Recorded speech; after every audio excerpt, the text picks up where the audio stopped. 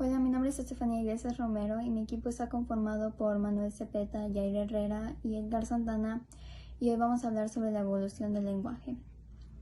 Primero que nada voy a hablar sobre el surgimiento de las palabras. El surgimiento de las palabras no está definida, no se sabe cómo surgieron, pero existen varias teorías mitológicas, científicas y bíblicas, las cuales nos pueden ayudar a crear una idea de cómo pudieran haber surgido estas. De la primera teoría que voy a hablar es la de la mitología nórdica, que dice que 3 dioses crearon a pequeñas personitas de la madera de 2 árboles que encontraron. Cada uno le dio una habilidad y el último y tercer dios le dio la habilidad del habla. Otra teoría, que es la bíblica, menciona que como todo mundo alrededor del mundo estaban felices de que podían hablar el mismo idioma, decidieron celebrar creando una torre gigante en Babel, pero a Dios no le gustó eso y los castigó mezclando todos los idiomas. Y la última teoría de la cual voy a hablar es sobre la de los batunes de África, que al padecer de una hambruna terrible se molestaron y empezaron a hablar incoherencias alrededor, se esparcieron. El segundo tema que voy a hablar es sobre el surgimiento del alfabeto, que tampoco está definido, pero de lo único que se sabe es que estas eran primero textos que eran representados en números y luego fueron dibujos. Y algunos ejemplos de esto que tengo son los que he creado aquí.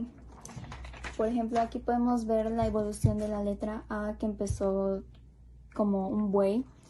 Podemos ver el de la letra D, que empezó primero como una puerta, y de la letra C, que se empezó viendo como una L.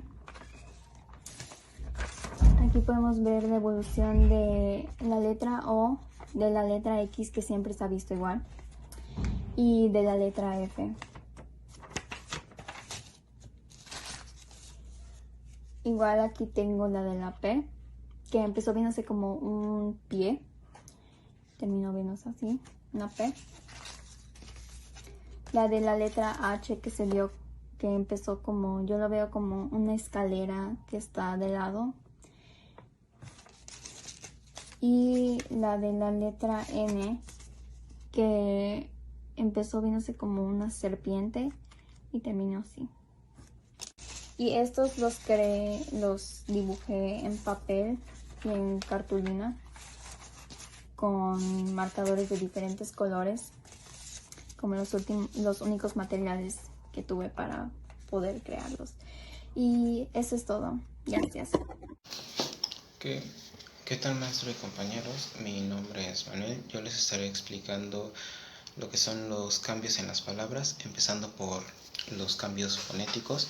Estos se refieren a los cambios de sonido en las letras que conforman una palabra. Los cambios en los sonidos pueden ser nuevos, desaparecer o transformarse. Aquí tengo 2 ejemplos de cambios fonéticos. Podemos observar cómo de lepus pasó a liebre y de pied pasó a pie. Podemos ver cómo en pied se retiró la D y formando la palabra pues pie, ¿no? El siguiente cambio en las palabras que veremos serán los cambios morfológicos. En estos se refieren a las palabras que han sufrido cambios en su estructura, en la cual se suprime o aumenta una letra o un vocablo. Aquí tengo 2 ejemplos de los cambios morfológicos, como de vení pasa a vine, ¿no? Cambiando la E y la I de lugar, y de felice pasó a feliz. Por último pasamos a los que son los cambios semánticos. Estos se refieren a los cambios de significado de las palabras. Por ejemplo, Aquí tengo dos ejemplos. No sé si se puedan, aclarar bien. El banco anteriormente era un conjunto de peces que viajaban juntos, y ahora en la actualidad es un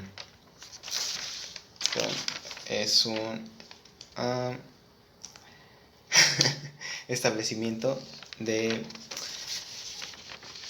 crédito público, los cuales conocemos como bancos, ¿no? En los cuales podemos retirar o meter dinero. Y el siguiente sería la palabra doctor, que tiene dos significados. El primero sería médico, el cual es al que acudimos cuando tenemos alguna lesión o problema físico, y el otro sería doctorado, el cual es un grado de estudio, ¿vale? Con esto terminaríamos lo que son los cambios en las palabras. Buenos días, maestros y compañeros. El día de hoy les explicaré 5 puntos importantes acerca de las palabras, empezando con los arcaísmos. Los arcaísmos son aquellas palabras y fórmulas lingüísticas que están en desuso, pero siguen siendo usadas en la actualidad. Dos ejemplos de arcaísmos serían adrede y mandil. Adrede es, por ejemplo, lo hiciste a propósito, lo hiciste intencionalmente. Adrede básicamente es como que eso, ¿no? Y mandil es, bueno, como lo conocemos, una ropa aparte que se utiliza para evitar quemaduras o manchas en lo que sería nuestra ropa usual. Pasando al siguiente punto serían los tecnicismos. Son todas aquellas palabras que tienen un significado específico y son empleadas en las disciplinas. Aquí tenemos dos ejemplos de tecnicismos. Uno es web y el otro es cirugía. El siguiente sería regionalismos.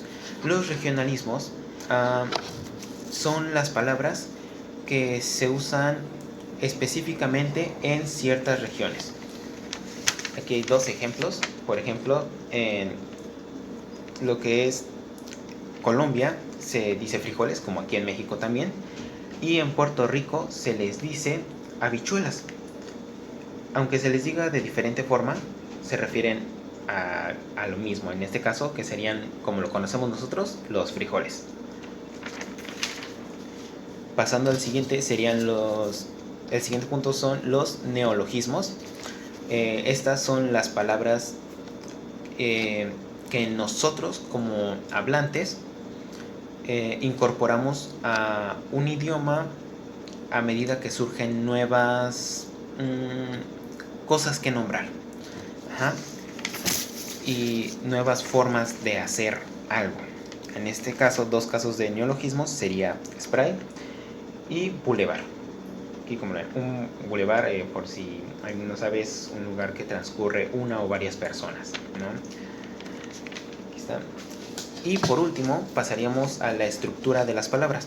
Este está compuesto por tres partes. La primera es raíz, la cual es la parte de la palabra que lleva el significado referencial, o sea, lo primerito.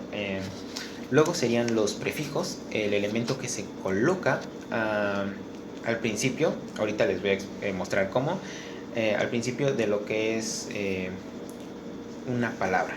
Y el sufijo, que se ubica al final de lo que es una palabra, una raíz, ¿no? Para terminar, pues, dicha palabra, ¿no? Aquí hay una tabla con ejemplos. Estas son distintas raíces. Aquí hay prefijos y sufijos. Esto sería todo en este video. Muchas gracias por su atención.